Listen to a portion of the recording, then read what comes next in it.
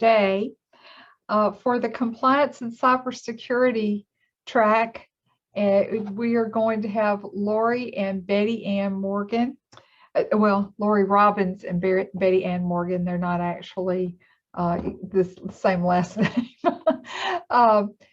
Looking at internal controls, please remember that you should have your microphone on mute and your video turned off during this session just to conserve bandwidth, but we welcome your questions in the chat, and please also add comments as you feel led to do so.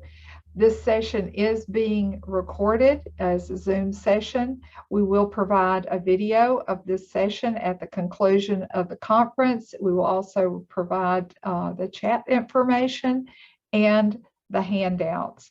So without further ado, I'd like to introduce Lorrie Robbins and Betty Ann Morgan.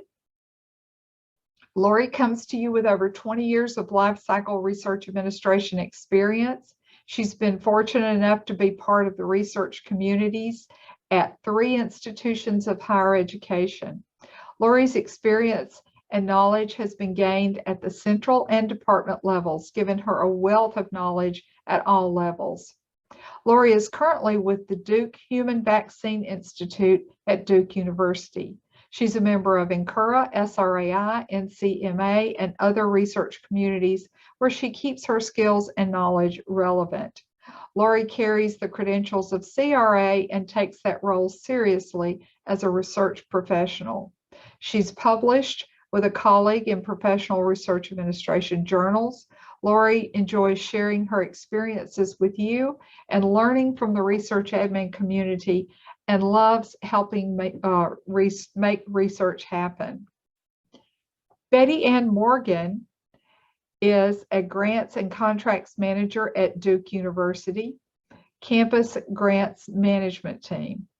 She is a certified research administrator with over 20 years of life cycle award management at both the department and central offices. She's a member of NCURA and SRAI and enjoys presenting and sharing her research knowledge and skills. Betty and a colleague are published in research administration journals. That sounds conspicuously similar. She is passionate about research administration as a profession. And let me tell you, at the end of the day, we're going to be talking about compliance, and they're going to make it fun.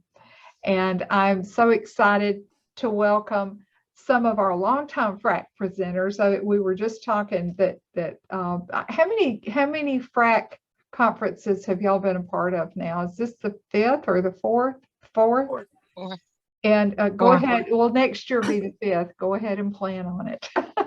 But we are so thankful that you're here and looking forward to what you're going to share with us now. Let's welcome Betty and Lorrie. Thanks, Jennifer. Thank you so much.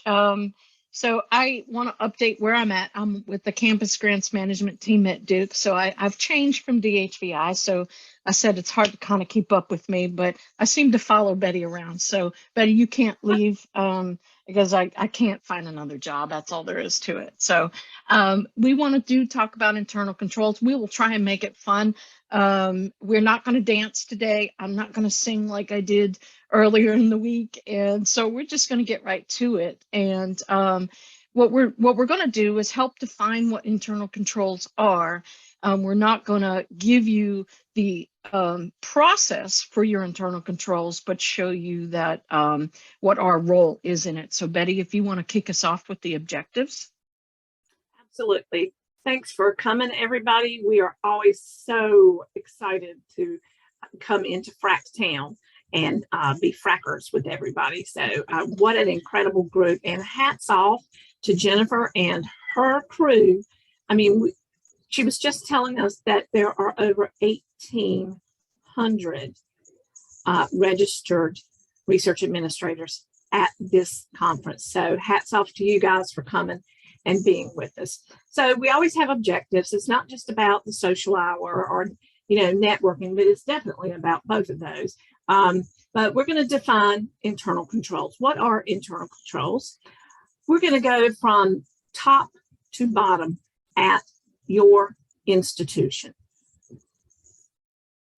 What is our role? What is the role of the research administration professional?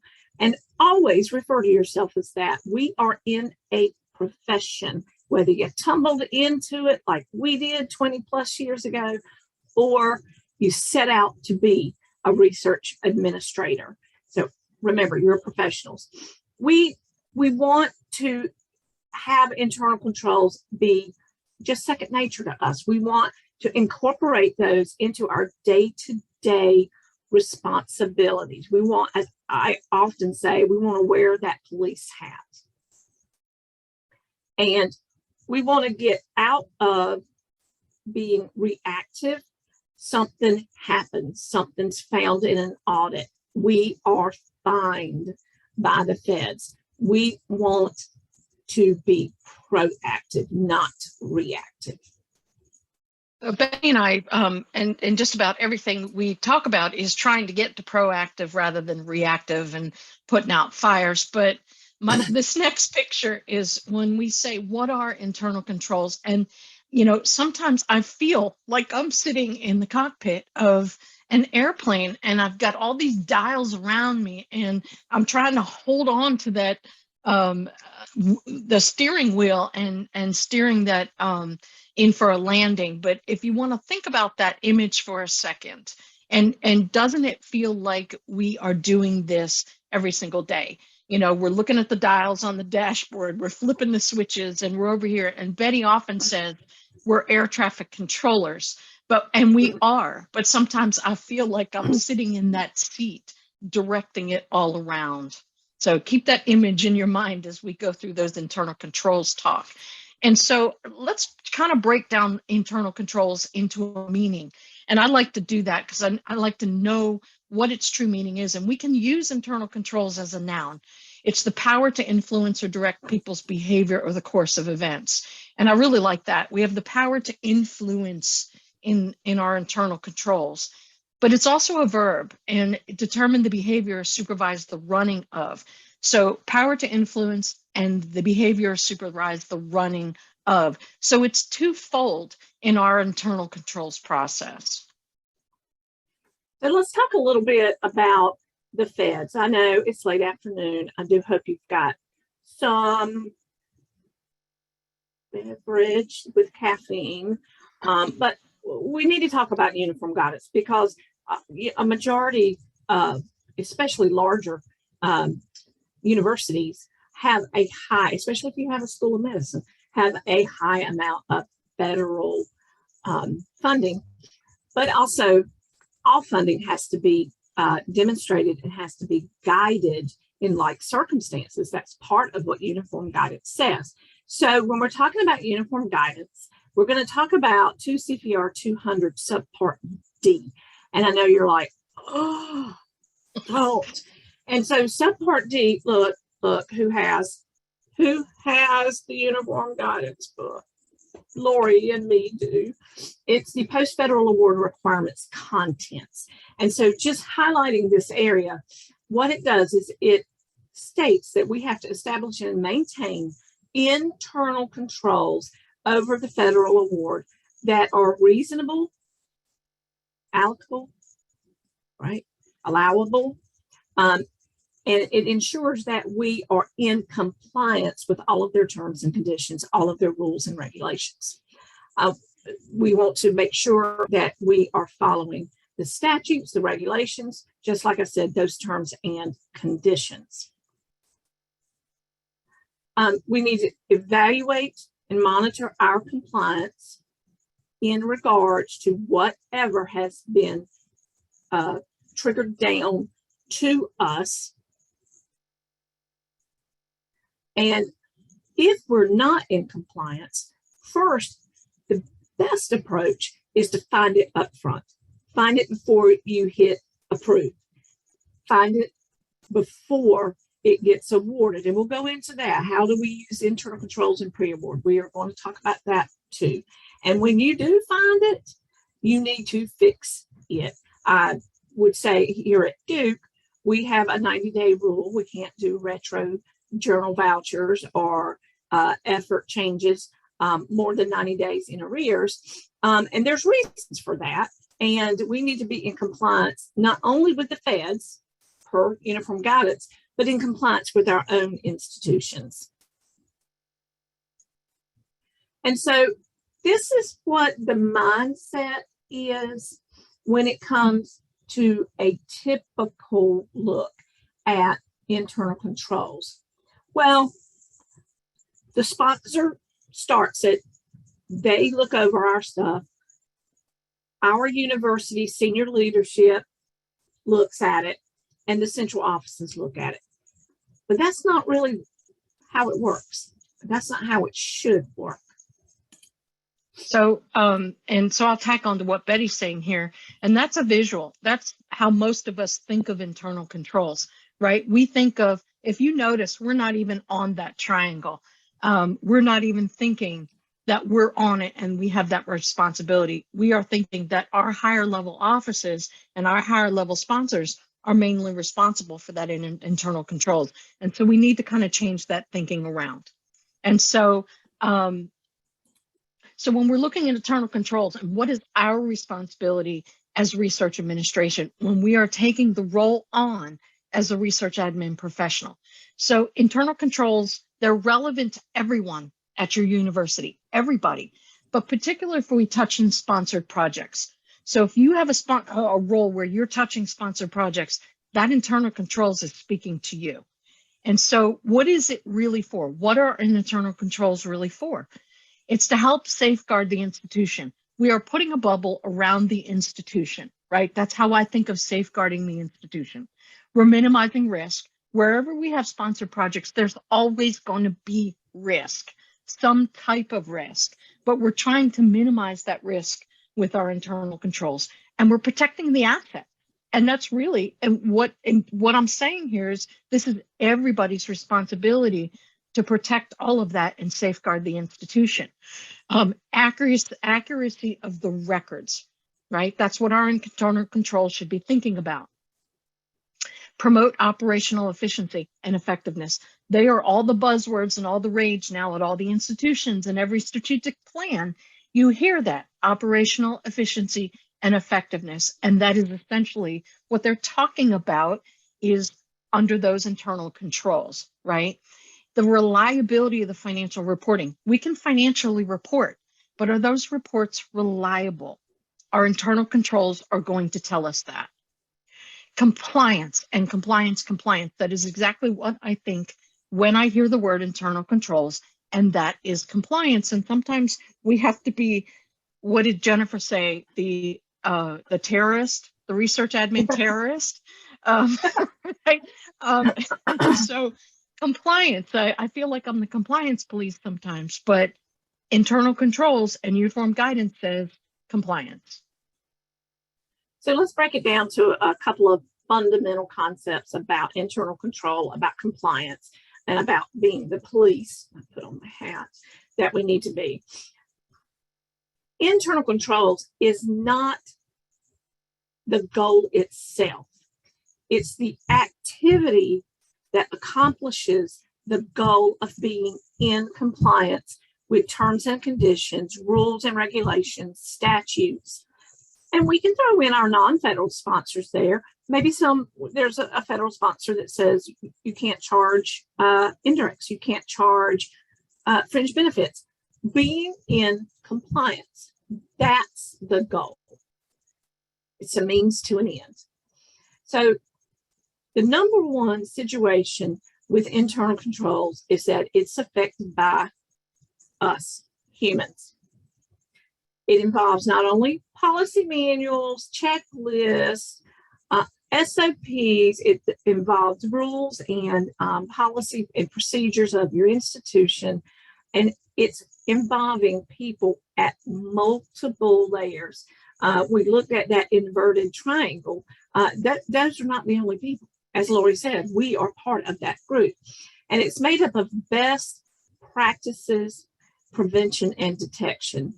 If you've ever been audited by a major federal sponsor with audit findings that caused the front page news to be red and screaming. The institution had to pay millions of dollars, and said sponsor puts in writing, you have got to build an internal control regimen, and you've got to do this. And oh, by the way, you can't have automatic carry forward on anything. You can't have no cost extensions without prior approval on anything. You can't do this. It will scare you. It will bring it to light for you. So let's look at this conceptually. And I always like to look at some kind of diagram, and I'm a visual person. So I like to see visually the concept. So this is the concept that we're going to kind of talk about today and touch on, is how we control the environment, assessing the risk, controlling the activities, communicating that, and monitoring that along the way. So that's our conceptual wheel. And so when we're looking at controlling our environment, it's the management through communication, right? We always say we can't manage what we can't see. So there's got to be some communication through controlling that environment. And integrity, that is really what we're talking about here when we talk about control that whole environment. Global, I'm talking more global. It's all about integrity, research integrity, right? Financial integrity, we hear that word a lot. Investigating discrepancies, and we're going to have discrepancies. Hopefully we're not going to have a lot of them, but they happen because we're human, but we have to investigate them. We can't just let them sit. And we're doing our due diligence and being a prudent person. That prudent person thing interests me, because when uniform guidance became a thing is when I started to realize prudent person. I kept hearing prudent person. Well, what is a prudent person? So I actually looked it up. And so it's acting and taking care. So acting or taking care, and it's good and careful judgment. That's what a prudent person is. And I was like, wow, I get it now. And it's doing our due diligence and being good taxpayers, right? If it was my money, should it be spent that way? Betty says that all the time. You know, this is tax dollars. So being a prudent person is taking care, having good judgment, and doing our due diligence when there is discrepancies.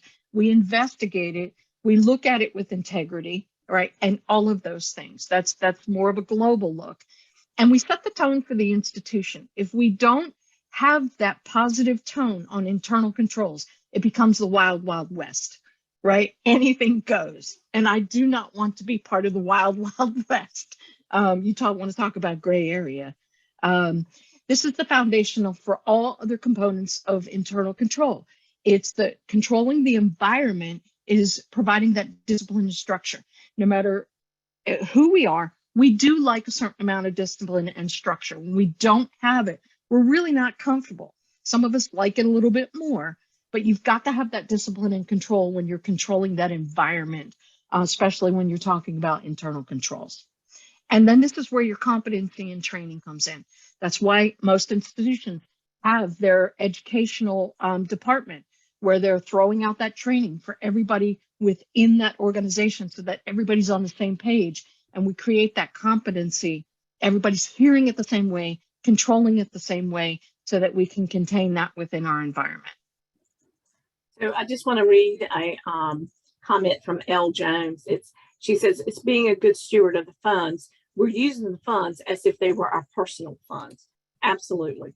Absolutely. Because it is taxpayer dollars coming our way when it comes to the feds. So let's talk about some risk assessment. Identify the areas with the greatest threat of inaccuracies. I immediately think of effort. I immediately think about effort. Is everyone on the sponsored funds as it was proposed? If there were any major changes to key personnel, have we gotten prior approval? And I also think of certain types of expenditures, and we'll talk about that in just a second. The greatest threats should be what we're focusing on, what we're looking at during our post-award reconciliations. what we're looking at during the proposal, what is the PI saying is going to happen? But don't forget about that small stuff. Don't sweat the small stuff. You need to have your compliance hat on, your super glasses on, turn to the dial, internal controls, and looking at every single thing and looking at it before you approve it. Assessment forms the basis of how these risks, what we've identified as a high ticket item risk and what we identify as the overall project success. It assesses how we need to manage what we need to do. And then this is the other area that I think of besides effort is foreign operations. I don't know if you guys realize this, but the DOE has sent down language that says that they want financial COI in a foreign, like subcontract foreign vendor. They want oversight of that, and they are implementing that in all new proposals. Was there foreign travel proposed? Did the funder allow it? Or are they like, absolutely not? So Betty talked about the greatest threat, and that always takes our attention. But the one thing I want to stress again is the small stuff. Don't let the small stuff go either, because then that becomes the biggest risk if we're letting the small stuff go too. And so then we talked about controlling the environment, assessing the risk, and now we're going to control the activity, right? This is down and dirty, day-to-day management of the activities that happen within the internal control system, right? It's everything that we do on a daily basis.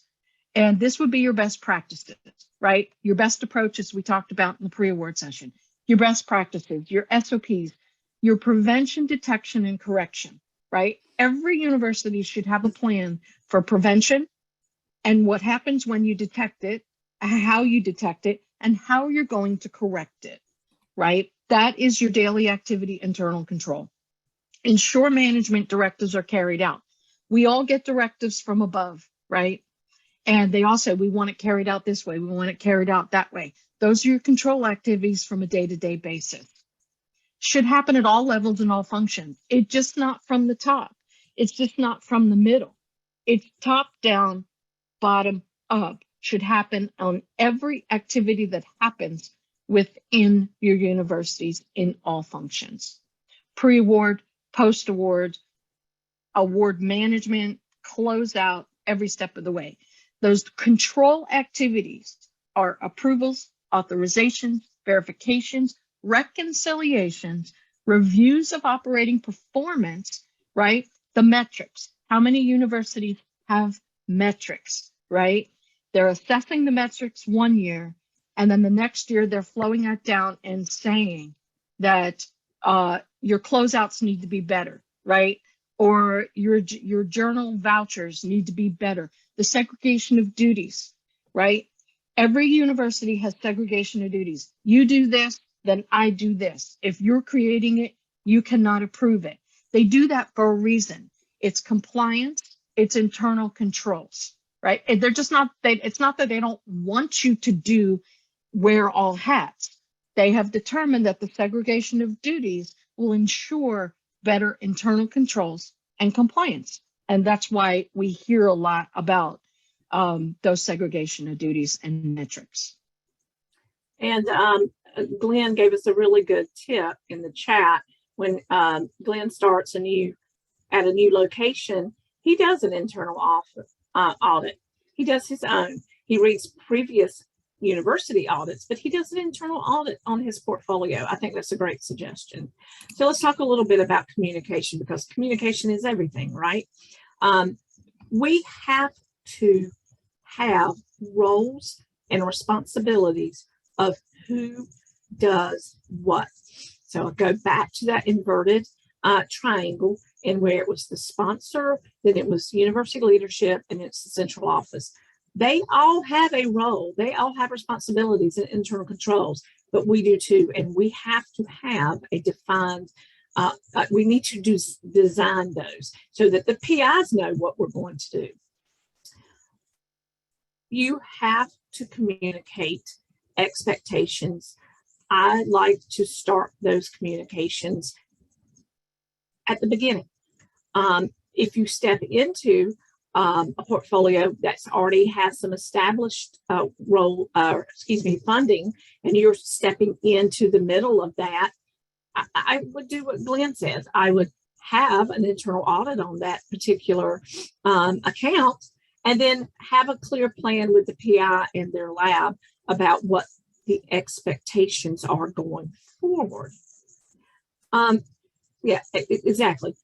We need to flow information up, down, across, sideways, smoke signal, whatever we need to do, but everybody needs to know, A, what's the roles and responsibilities of an internal control, and B, internal controls are being put in place.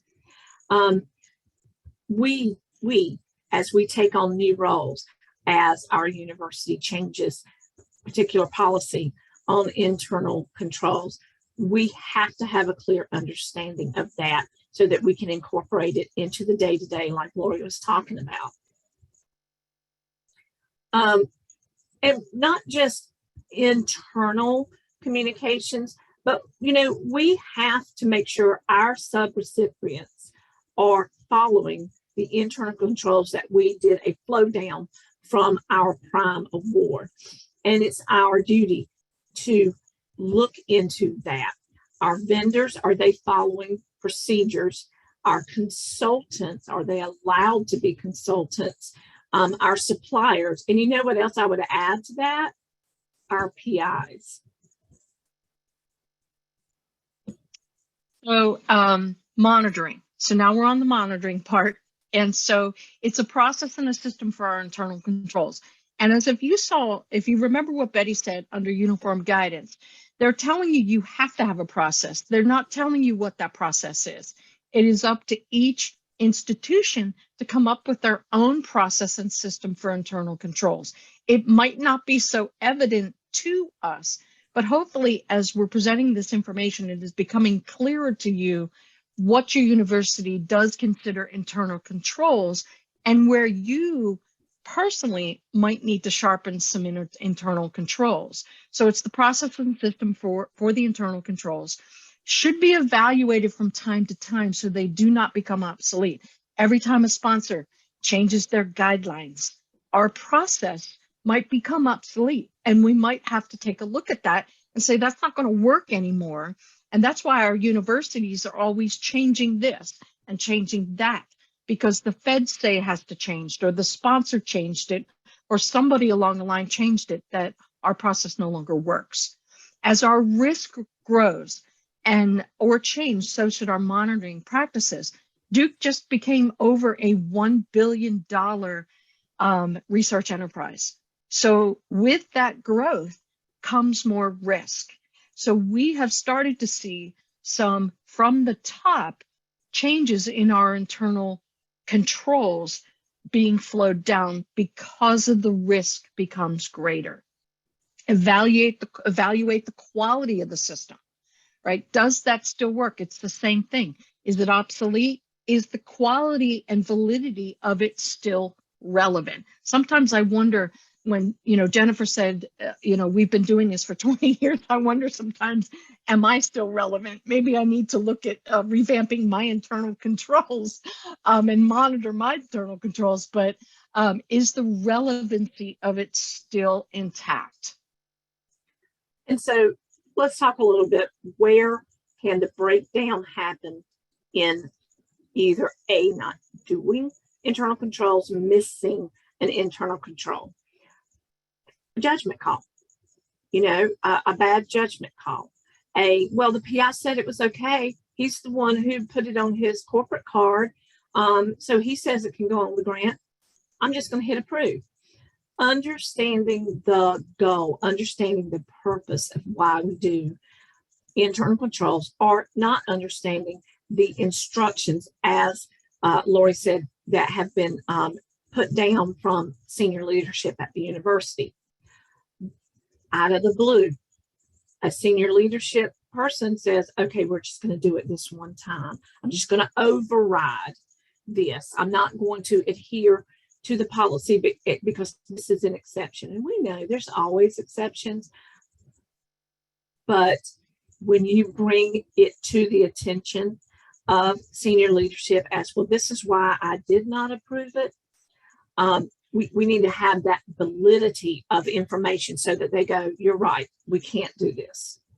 Yeah, I think this is the one area of a breakdown that is the most frustrating to me, is when we are doing it according to what we consider our internal control process, right? Every step of the way, the environment, the communication, and that wheel, and then it's overridden for various reasons, but that can be very frustrating and invalidate what we do a little bit, right?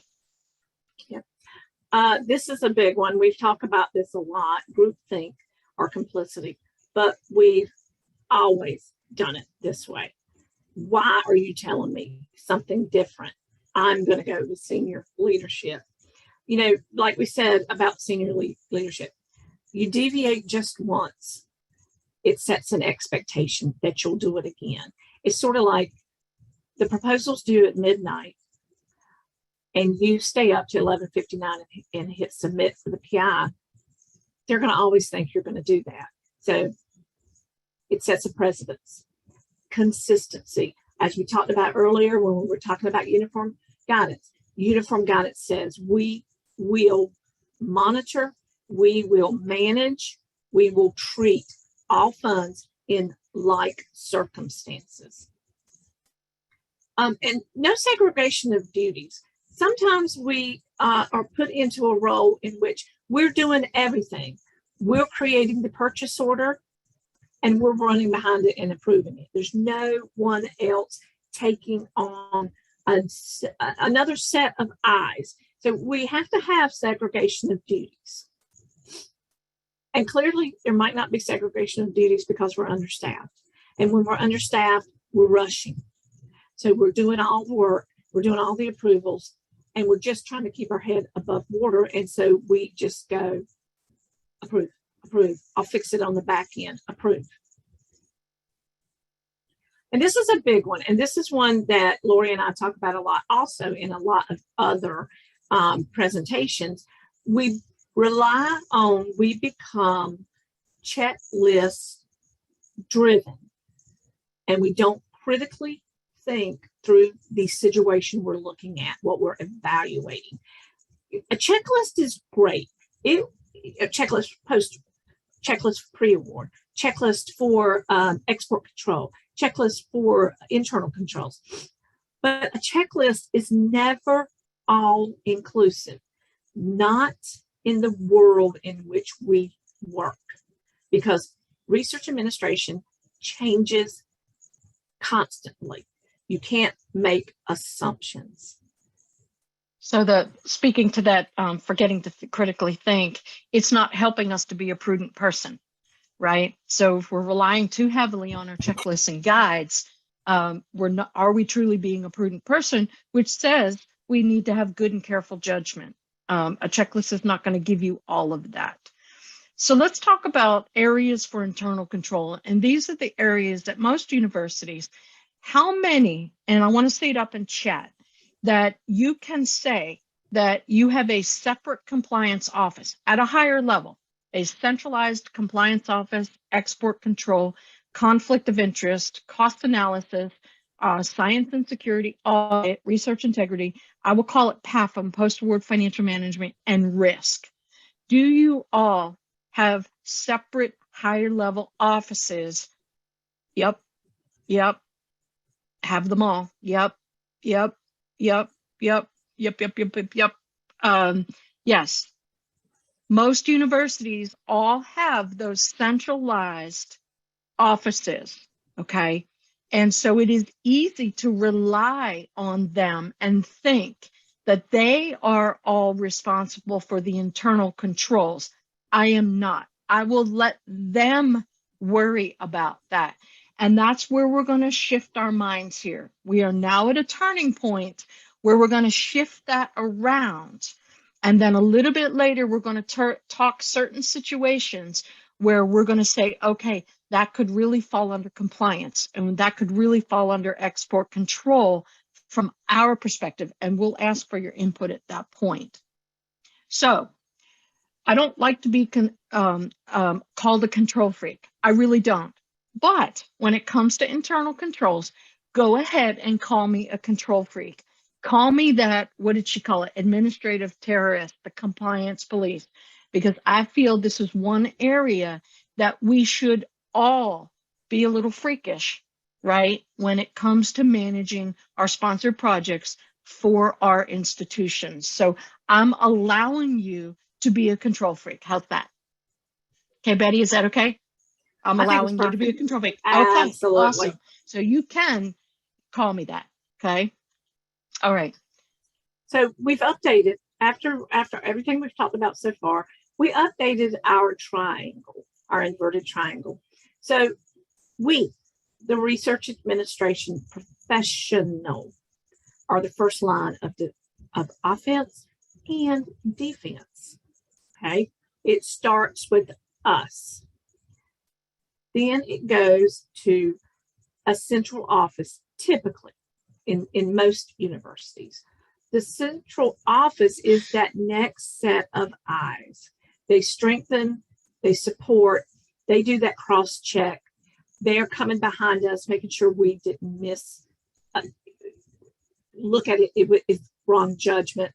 And then the senior leadership and the sponsors are where they are setting down the rules and regulations, the statutes that the central office and we are going to use. So it starts with us, and then it moves sideways. So Down. sideways. It moves to everyone. Sometimes Jennifer sideways too. Yeah. So Jennifer put in chat, lean into your internal control freak. I like that. We ought to put that on a slide. I like that. That's good. So let's dig a little bit deeper into the top part of this triangle. Okay. And look at us. We are the research administration professional. We are right in the center of it all. That speaks to my control freak right there. I am the center of it all. We are the nucleus. We control and regulate. And that sounds so powerful, but we need to use that power to regulate. So look at the outside. We're in the center. We've got our federal and state local laws. We have our sponsoring agency, terms and conditions, our university policies and SOPs, and our proposal development to award closeout internal controls every step away. That is a lot that falls under our purview, right? But we have that power. It's a noun and a verb. Remember I said internal controls is a noun and a verb, and you're going to control all of that. We are the center. And so let's look again at the project life cycle. And that's what we try and tie this all to, from the proposal phase to the closeout. Oh, Jennifer's got one too. Absolutely. Yay! So let's start with some PreAward. We touched on that briefly when we were talking about overall management of internal controls. And so while we're developing the budget with the PI, are the planned expenditures included? Is everything in compliance? Are they trying to buy a Land Rover? Right. And so if you remember all those central things that we were talking about, compliance, audit. So this is where we're going to apply it. So if you see in a bullet point that we're talking about and we labeled it falls under compliance. If you feel that it falls under something else as well, go ahead and put it in chat and we'll monitor that. Here at Duke, we say, does it have AAR? Is it allowable, allocable, reasonable? And we need to talk about whether or not it's necessary as well. And we would put that under compliance. Are we following federal guidelines concerning salary caps? Are we setting up cost share when the award comes in for said salary caps? So we would look at that as cost analysis and effort, compliance, post-award, financial management, and risk assessment. Are we following the university's approved rate agreements, fringe rate, indirect rates? Here we are again at risk. And are we staying in compliance with the sponsor's rate if it's different from ours? And can we prove that we could only use that rate? And I mean, does the sponsor have something that they can provide to us, anything on their website? Is everything adequately justified when they are saying, I need $10,000 in consumables, supplies? Are those supplies justified, or is that just a number pulled out of a hat? So there we are again with compliance. And the risk, if the included costs to do the research in the proposal phase is not adequately done, it's not enough, it's too much, it's not what the funding opportunity stated, then we're going to have to potentially have a financial issue if it's awarded. We might have to do an involuntary cost share, which nobody wants to do. Well, none of us want to do it. Our PIs like to do it sometimes. And we're going to have to buckle down even harder with our police hats. Or it could result in a dreaded audit finding. So what you're seeing here is people say just pre-award. It's not just pre-award. It is touching on every one of these internal control hot buttons that could impact everything along the way. We do have a question, and we'll answer that. Do you advise tracking cost share if it is not required by the sponsor? Well, there's a couple separate issues here. I would not advise cost sharing if it's not required. We try and talk them out of it. It doesn't help the proposal in any way to cost share if it is not required by the sponsor. If they propose it and it is accepted by the sponsor, it has to be tracked. It's a real commitment. So keep going with our proposal development. As I said a few minutes ago, are we adhering to the guidelines of the funding announcement? Are we looking at every link? Leave no link unchartered. And that's compliance. It's just compliance overview. Approvals of protocols for animals or human subjects. We have to have those. Those are mandated by law. Do we have it? Are we following someone else if we're subaward? We have to have that for research integrity, and of course, to make sure that we are adhering to the rules that govern what we can and cannot do for any type of living subject matter. Is there export control language in the funding announcement? The right to publications, intellectual property are common ones that are missed. Export control is the sponsor, NSF, not in agreement with foreign collaboration unless there has been some type of prior approval at the pre-award stage. This is a big one that a lot of people miss, and it can be very damaging to getting your proposal out the door. We know that, we have to have financial conflict of interest. Our PIs have to have financial conflict of interest. But does the university have to provide it? Does a proposal state that there needs to be a higher level of conflict of interest review? And typically the university has to send some type of authorized organizational representative signature on either a document or a letter that states that we as an institution do not have conflict of interest as an entity. And again, foreign activity, that's a big one. What does the sponsor say? Are we allowed? And I would also say, are we proposing said foreign activity correctly? Are we working with another foreign institution through subaward? Are we working with foreign research with boots on the ground? So this is all about science and security and export controls. So as you can see, from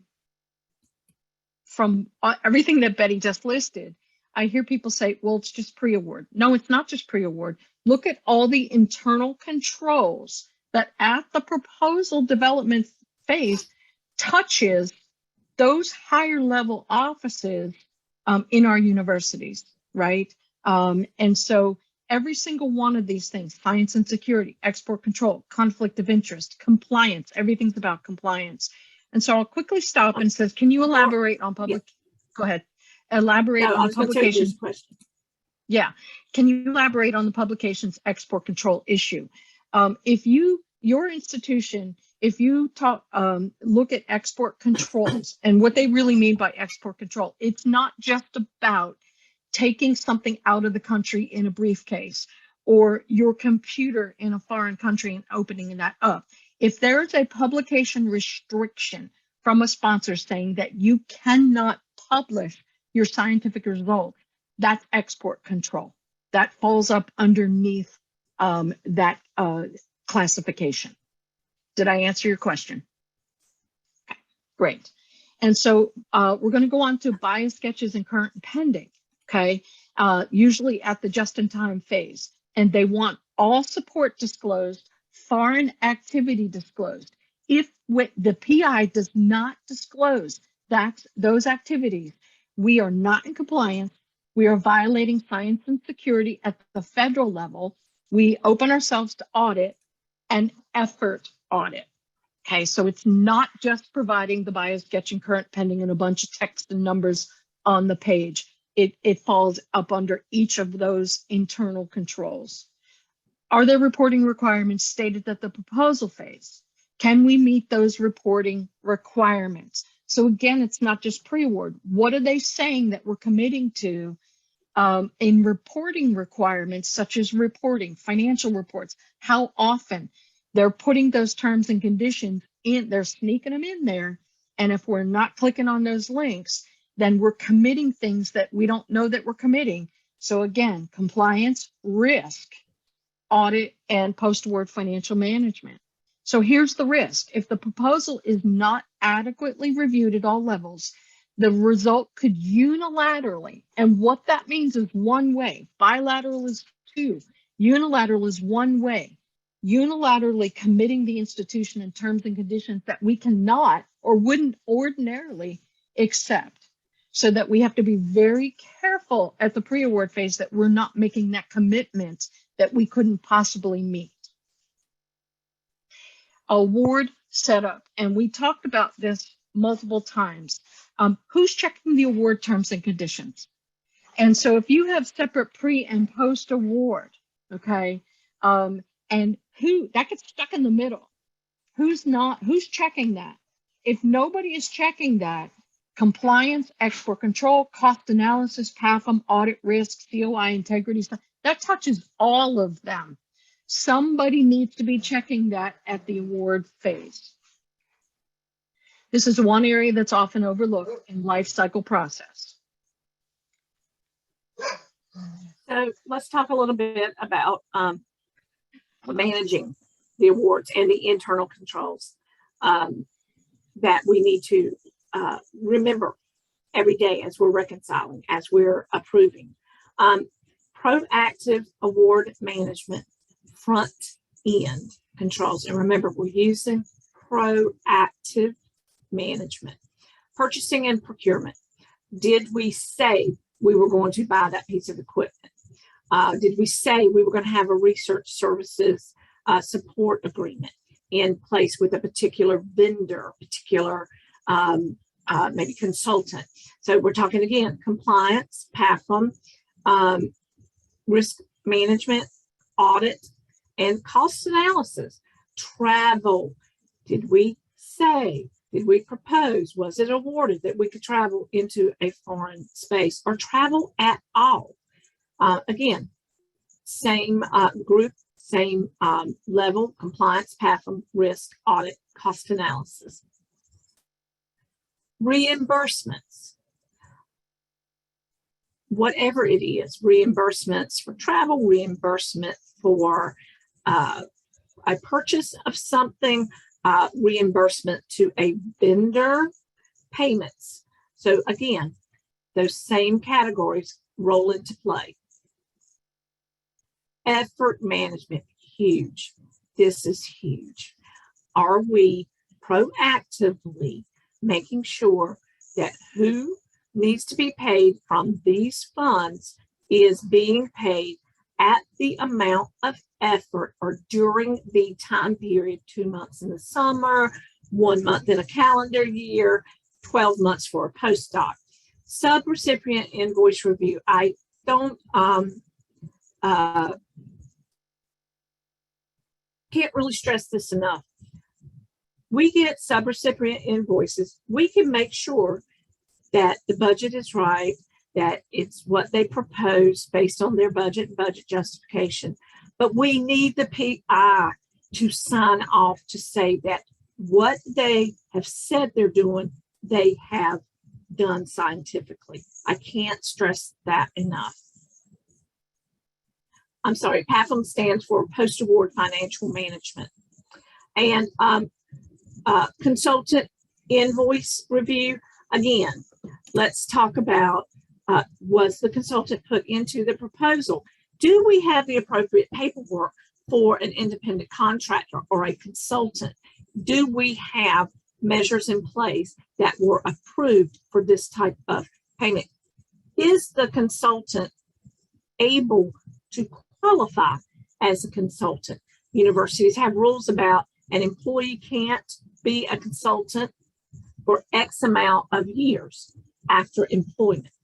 We have to follow through with every ounce of scrutiny on all areas in post-award. So there are two comments I'll address here. And Paige said, you do it right on the front end, usually makes things a lot easier on the post side. And if you notice here, that bullet was proactive award management front end controls, right? I totally agree. If the more we can do on the front end, the less we have to do on the back end. Most universities have gone to online systems, procurement, travel, all of that stuff. And if we scour it right on the front end, is the general ledger correct? Is the amount correct? Do they have all the receipts? It doesn't take that long to do that. And the next comment, SR said, if you do not have the time to scrub it entirely, when will you have time to address all the touch departments? If you don't do this and take that extra second on the front end, it is going to take way more time on the back end. In the validation process, if your university has a back end validation process, tracking down that receipt and moving it over to the correct general ledger, that if you just took that prudent second, right, and looked at it closer on the front end. And that's what we mean by getting to proactive. And so now we're going to be talking about the center controls. That was front end controls, where we're reviewing it on the front end before it hits the general ledger. Now I'm talking about the center controls when we're doing our monthly monitoring.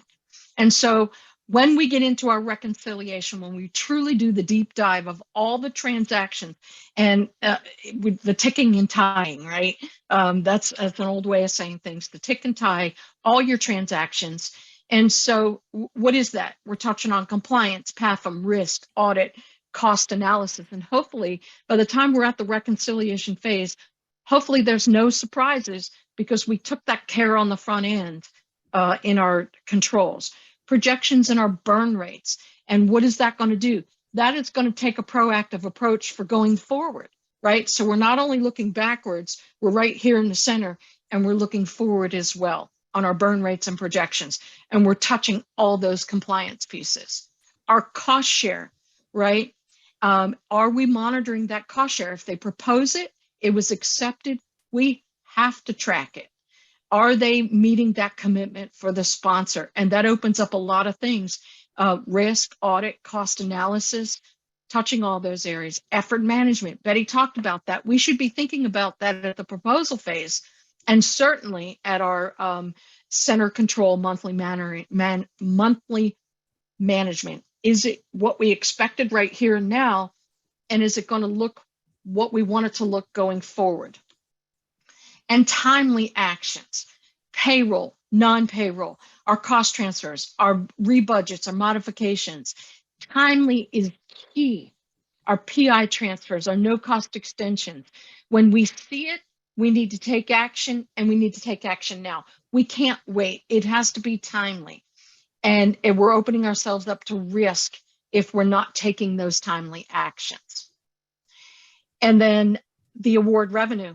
A lot of research administration professionals don't think that that's our responsibility to monitor the award revenue. And now if it's a monthly drawdown, okay, I can understand that. But if it's an invoice situation, or we're responsible for the invoicing, we need to get that revenue back in for the university, because we're essentially fronting the PI the money to do the research. It has to come back in for the university. They don't have a big pot of money just sitting there that they can make good on that. Okay, we need to get that in from the sponsor. So I'm just going to quickly run through some thoughts about when we close out an award and what our final review will be.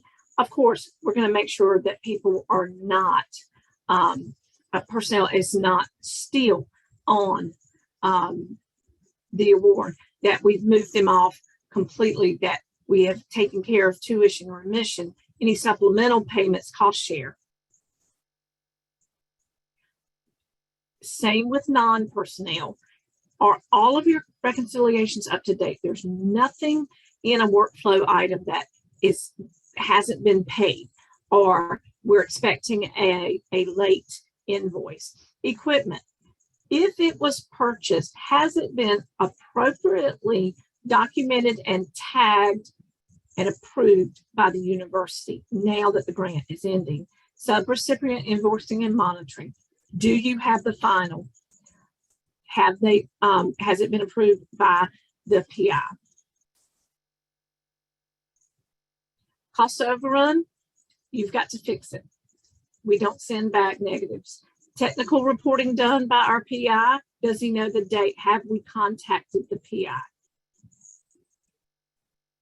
Are we meeting our deadlines? Or are we going to cut it close and risk not receiving final payment? Is it clean? Is it reportable? Are we going to have any audit findings? Have we done our due diligence? And the risk, as I said, can trigger an audit. It could be perceived by the sponsor that we don't have internal controls, that there's financial impact, a liability to the institution. So these are our red hot compliance topics, right? And I think we've touched on the majority of these today, that it truly is our responsibility. We are on the front line and we have control over just about every single one of these things. And it really is our responsibility. So hopefully you have some key takeaways, and it starts with the research administration professional. We are the first line of offense and defense for the institution. It's a means to an end. It's not the goal itself. It's how we get to the goal of compliance. And so it applies to all areas of research administration, proposal development, submission, award setup, award management, project end, and closeout. And as we have said, as we have tried to absolutely impress upon you, Jennifer, you are super research administration professionals. Wear your capes proudly. prance up and down the hallways with it on. And I can tell you this, at University of North Carolina, Chapel Hill, when Lorrie and I worked there, I used to do that. We have come right up to the 5 o'clock hour. So I personally want to thank everyone for attending. It's always a pleasure to be among our frackers, our faculty, and it's always, always a pleasure to network and resource. And if there are questions that you would like to send to Lorrie and I via email, we are happy to respond. We'd love to hear examples that you do. And do we have a picture of our rad cape? I can make sure we get that. Jennifer probably can get one on the Frack website. Yes. And she's proudly demonstrating.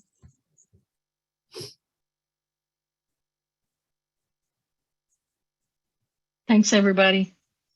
Everybody be safe. It looks best with a tiara.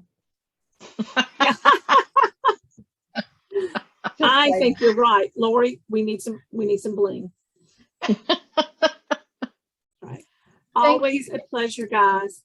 Thank you so much. Thank you so much. You fulfilled all the promises that I made that you would make this interesting and exciting as the last session of the day. We'll be back again tomorrow, and